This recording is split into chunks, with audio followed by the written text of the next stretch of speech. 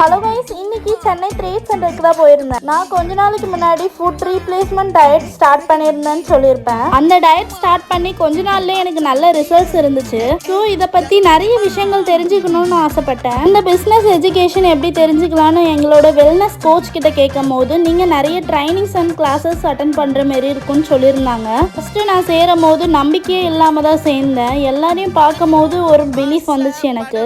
அந்த பிஸ்னஸ் அகாடமியில் என்னென்ன சொல்கிறாங்களோ அதெல்லாம் நோட் பண்ண ஆரம்பிச்சேன். முழுக்க என்னோட பேரண்ட்ஸ் கைட்லைன்ஸ்ல தான் இந்த பிசினஸை நான் ஸ்டார்ட் பண்ணியிருக்கேன். நிறைய பேர் அந்த பிசினஸ்ல இருந்து சாதிச்சவங்க அவங்களோட ஸ்டோரியை சொல்லிட்டு இருந்தாங்க. ரொம்ப மோட்டிவேஷனலா இருந்துச்சு.